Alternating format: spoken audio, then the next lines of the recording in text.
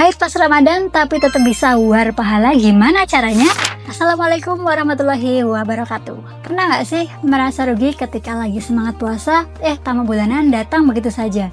Sudah 1 hari puasa penuh, tapi tinggal nunggu waktu buka, batal juga di tengah jalan. Pernah merasa sedih atau merasa puasanya sia-sia? Jangan sedih dulu, karena walaupun libur puasa dan sholat, pahalamu masih bisa mengalir deras kok. Gimana caranya? Yuk kita belajar bareng! Anggap saja haid itu cuti berbayar. Ibarat karyawan yang diminta bos untuk libur dulu tapi gajinya tetap utuh diterima di akhir bulan. Kok bisa gitu? Meninggalkan puasa karena haid adalah bentuk ketaatan pada larangan Allah, dan taat itu jalan ibadah yang mendatangkan pahala. Pertama, basahi lisan dengan zikir, sholawat, istighfar, dan doa. Allah berfirman dalam Quran surat Al-Baqarah ayat 152. Karena itu ingatlah kamu kepadaku, niscaya aku ingat pula kepadamu. Ada kalimat ringan di lisan yang bisa diamalkan dan disukai oleh Allah. Ada 4 ucapan yang paling dicintai Allah. Subhanallah, walhamdulillah, wala ilaha illallah, wallahu akbar. Tidak masalah dimulai dari yang mana. Hadis riwayat Muslim. Rasulullah bersabda, barang siapa yang berselawat kepadaku sekali saja, maka Allah akan berselawat untuknya 10 kali. Hadis riwayat Muslim. Memohon ampunan kepada Allah dengan istighfar adalah amalan yang dapat dilakukan meskipun dalam kondisi haid. Rasulullah bersabda, sesungguhnya hatiku tidak pernah lalai dari zikir kepada Allah. Sesungguhnya aku beristighfar 100 kali dalam sehari. Hadis riwayat Muslim. Ini menjadi cambuk bagi kita karena Rasulullah seseorang yang istimewa pun tidak lepas dari istighfar dalam kesehariannya. Perempuan haid dapat berdoa untuk memohon kebaikan dunia dan akhirat serta perlindungan dari segala bahaya. Bahkan di bulan Ramadan ini berdoa sangat dianjurkan karena penuh rahmat dan ampunan dari Allah Subhanahu wa Ta'ala. Kedua, panen pahala puasa orang lain. Meskipun sedang haid, seorang muslimah bisa meraih pahala sebagaimana pahala yang didapatkan oleh orang berpuasa dengan menjamu buka puasanya. Barang siapa yang memberi makan orang yang berbuka, dia mendapatkan pahala seperti orang yang berpuasa tanpa mengurangi pahala orang berpuasa sedikit pun. Hadis riwayat At-Tirmidzi. Ketiga, mendengarkan dan murojaah Al-Quran. Meskipun wanita haid tidak diperbolehkan menyentuh mushaf Al-Quran, membaca atau mendengarkan Al-Quran melalui media lain masih diperbolehkan. Insya Allah, dengan mendengarkan atau murojaah Al-Quran, muslimah tetap bisa mendulang pahala Ramadan, mendekatkan diri kepada Allah, dan mendapatkan ketenangan hati. Dan yang keempat, senantiasa bersedekah. Di bulan Ramadan ini, keutamaan sedekah semakin besar. Rasulullah bersabda, jagalah diri kalian dari neraka, meskipun hanya sedekah kurma. Barang siapa yang tidak mendapatkannya, maka ucapkanlah perkataan yang baik. Hadis riwayat Muslim. Semoga apa yang saya sampaikan ini menjadi pengingat bagi kita semua, khususnya para muslimah. Tapi jangan kemana-mana dulu, tetap saksikan kajian muslimah karena setelah ini akan ada pembahasan mengenai rindunya surga pada 4 golongan yang akan disampaikan oleh Ustazah Nur Hasanah, Sarjana Agama. Tetap di kajian muslimah ya. Wassalamualaikum warahmatullahi wabarakatuh.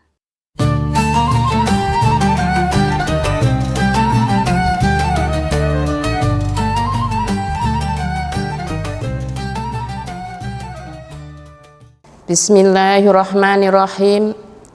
Assalamualaikum warahmatullahi wabarakatuh. Alhamdulillahirabbil alamin. Asyhadu an la ilaha illallah wa asyhadu anna Muhammadan abduhu wa rasuluh. Rabbi shrah li sadri wa yassir li amri wahlul 'uqdatam min lisani yafqahul qawli. Amma ba'du. Pemirsa yang dirahmati Allah, pada kesempatan kali ini saya ingin menyampaikan satu hadis yang bunyinya seperti ini. Al-jannatu mustaqatun illa arba'atin lafarin. Talil Qur'anu wa hafidhil lisan wal mut'imil ji'an wa sha'imin fi syahri Ramadan. Hadis yang saya bacakan tadi mengandung makna bahwa surga itu merindukan 4 golongan. Apa saja itu? Yang pertama, talil Quran. Apa talil Quran itu? Adalah orang yang gemar membaca Al-Quran.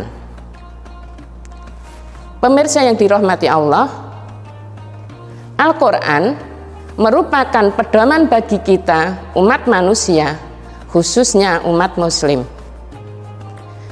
Al-Quran merupakan petunjuk bagi kita untuk jalan yang lurus agar kita dalam berjalan tidak mengalami kesesatan. Orang yang mau membaca Al-Quran, maka Allah menjanjikan pahala baginya. Jangankan membacanya, mendengarkan saja itu menjadi pahala baginya. Apalagi kalau dia mau menghafalnya. Apa janji Allah dalam hal ini? Orang yang hafid Quran, dia dijamin surga oleh Allah. Bahkan tidak penghafalnya saja, orang tua penghafal itu pun dijanjikan oleh Allah mahkota di surga nanti, bahkan akan diberi pakaian yang pakaian itu tidak bisa dibeli oleh orang di dunia. Hadirin yang dirahmati Allah, untuk yang dirindukan surga yang kedua adalah hafizil lisan.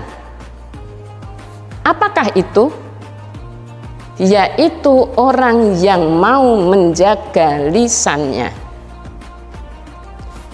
Di era sekarang banyak sekali orang yang suka melakukan menggunjing, memfitnah, bahkan menghibah.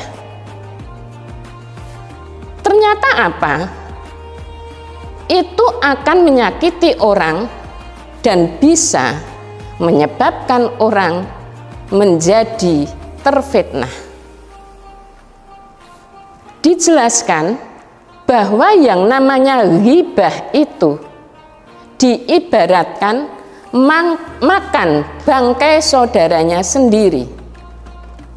Apakah tega semacam itu? Apakah tidak jijik?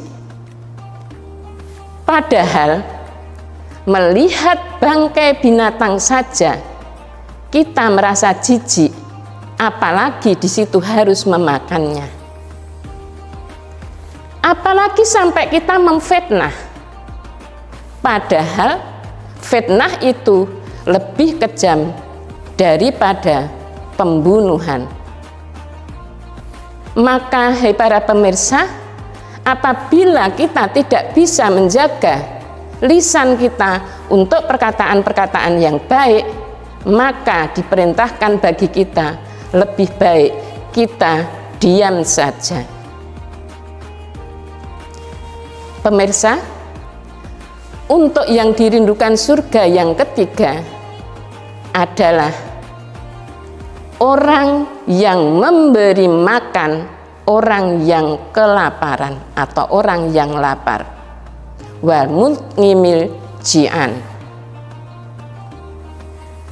Sering kali kita lihat di kehidupan kita ini, orang yang melakukan mubadzir, membuang-buang makanan, yang sebetulnya makanan yang kita buang itu di lain sana masih ada yang membutuhkan. Bahkan masih ada saudara-saudara kita yang kelaparan.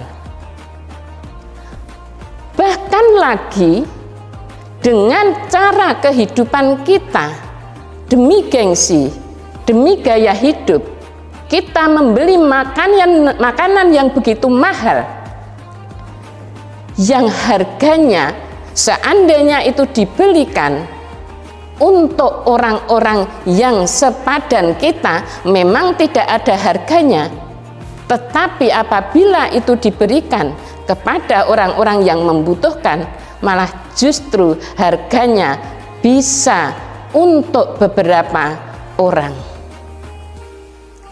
Bahkan na'udzubillahi min dzalik, di kehidupan sekarang masih ada juga orang yang menelantarkan orang tuanya, bahkan tidak memberi makan kepadanya. Padahal orang tuanya dulu sewaktu dia punya makan selalu memikirkan kepada kita anak-anaknya. Jadi apabila orang Jawa mengatakan wong tua siji isoh ngurusi anak 10, ananging durung karuan anak 10 isoh ngurusi wong tua siji. Itu betul adanya para pemirsa. Kenapa? Karena seringkali kita lihat anak berfoya-foya, namun di rumah orang tua tidak terfikirkan. Yang terakhir, surga merindukan orang yang berpuasa di bulan Ramadan. Puasa merupakan ibadah kita langsung kepada Allah. Dan di dalam puasa, Allah menjamin kepada kita akan melipat gandakan amalan-amalan kita yang kita lakukan di bulan puasa ini dengan harapan apa?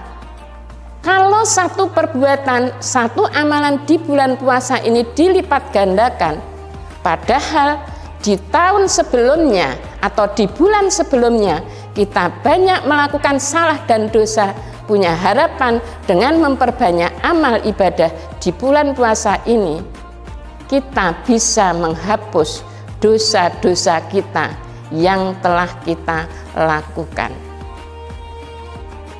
Syahru Ramadhan alladzi unzila fihil Qur'an hudal linnasi wa bayyinati minal huda wal furqan. Inilah ternyata apa? Di sini banyak petunjuk bagi kita. Amalan kita, mari mumpung ini di bulan puasa, kita perbanyak amalan kita. Mungkin bisa dengan tahlil Quran, mungkin juga bisa memberikan makan kepada orang yang kelaparan atau dengan takjil, atau bisa juga di situ kita menjaga lisan. Sebagai akhir yang saya sampaikan, kesimpulannya bahwa surga itu merindukan 4 golongan. Saya ulangi, yang pertama adalah tahlil Quran, yang kedua hafidhil lisan, yang ketiga mut'aimil ji'an, yang terakhir wasoimina fi syahri Ramadan. Demikian yang bisa saya sampaikan di kesempatan kali ini. Mudah-mudahan bermanfaat khususnya untuk bagi saya sendiri, dan semoga juga bermanfaat bagi pemirsa semuanya. Bila ada salah itu datangnya dari saya sendiri, tetapi kebenaran datangnya hanya dari Allah. Kupat kecemplung santen menawi lepat kawula nyuwun pangapunten. Saya akhiri dengan wassalamualaikum warahmatullahi wabarakatuh.